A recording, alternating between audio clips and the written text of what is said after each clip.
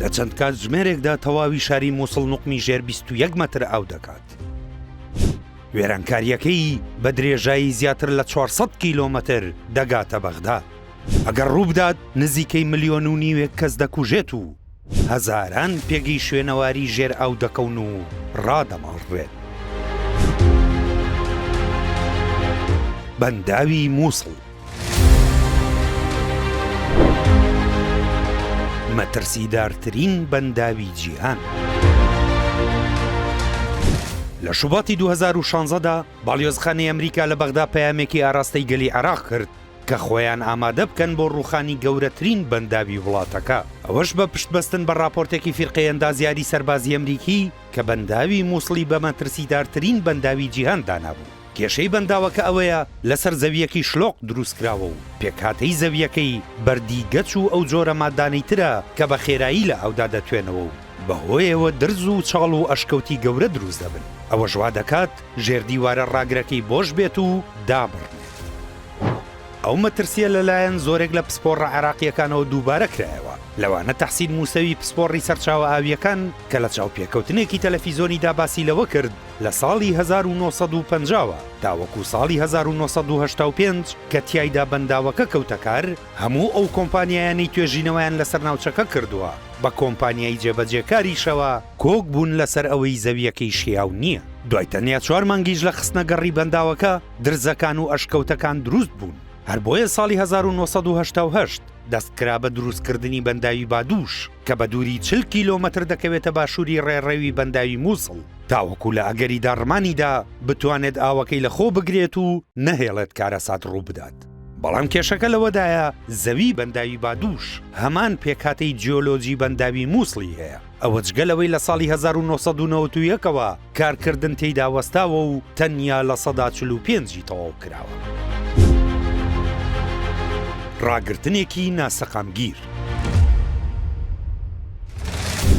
هۆکاری سەرەکی دەرکردنی ڕاگەیەندراوەکەی ساڵی 2016 باڵیۆزخانەی ئەمریکا ئەوە بوو بە درێژایی تەمەنی بەنداوەکە ڕۆژانە کۆنکرێت دەکرای ئەو درز و چاڵانەی بەهۆی داخورانی زەویەکەی ژێریەوە دروست دەبوون. بەڵام ئەو کاتماوەی نزیکەی 2 ساڵ بوو شارەکە کەوتبووە دەستی داعش و ئەو پڕکردنەوانە وەستا بوون.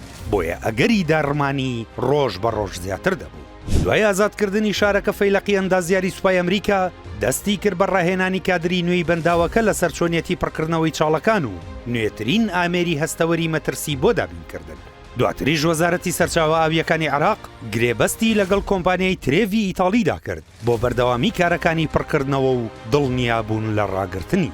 بەڵام بەپێی هەڵسەنگاندنی پسپۆڕان ئەوە ڕاگرتنێکی ناسەقامگیرە چونکە لە ئەگەری وەستانی کارەکانی پڕکردنەوەدا بە هەر هۆکارێک بێت یاخود ڕوودانی کارەساتێکی سروشتی وەک بوومەلەرزە یان بارانی بەلێزمە و لافا و ئەگەری داڕمانەکەی زۆر گەورەیە. لە ئەگەری ڕووخاندا بەنداوی مووسڵ بە دووری 56 کیلۆمەتر دەکەوێتە باکووری شارەکەەوە. توانای لە خۆگرتنی 11 ملیار و 100 ملیۆن مەتر سێجا ئاوی هەیە کە 8 ملیار و 100 ملیۆنی بە توانای کرداریدا دەنرێت. لە ئەگەری داڕمانی دیوارە ڕاگرەکەیدا ئەو بڕە ئاوە بە یەکجار دەڕژێتە ڕێڕەوەکەوە و لە ماوەی 3 بۆ 4 کاتژمێردا تەواوی شاری مووسڵ لەژێر 21 مەتر ئاودا نقوم دەکات. پاشان بەڕێڕەوی ڕووباری دیزلەدا دەڕوات و بە درێژایی ئەو ڕێچکەیە هەزاران شوێنەواری مێژووی لە ناو دەبات تا دەگاتە شاری سامەڕا کە 280 کیلۆمەتر لێوەی دوورە و شوێنەوارە مێژوویەکانی ئەو شارەکە لە لیستی جیهانی یونسکۆدا تۆمارکراون وێران دەکات. ئەوە بێجگە لە شوێنەوارەکانی نمرود و نەینەوە و خۆراساباد کە مێژووەکەیان بۆ هەزاران ساڵی پێشزین دەگەڕێتەوە.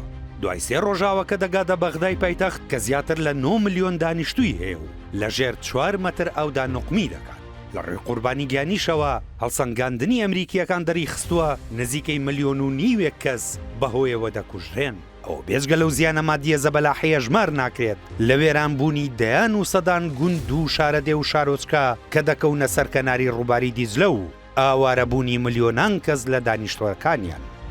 لە بەرامبەر ئەو هەموو وێرانە چاوەڕوانکراوەدا حکوومەتی عێراق هیچ ئامادەکاریەکی پێشوەختەی نییە و تەنیا پشتی بە ئەوە بەستووە کە ئەگەری داڕمانی بەنداوەکە کەمە. لەو بارەیەوە تەحسین موسەوی دەڵێت بەداغەوە لە عێراقدا ئامادەکاری نییە بۆ قەیران و کارەساتەکان بەڵکو تەنیا لە کاتی ڕوودانیاندا مامەڵەیان لەگەڵ دەکرێت.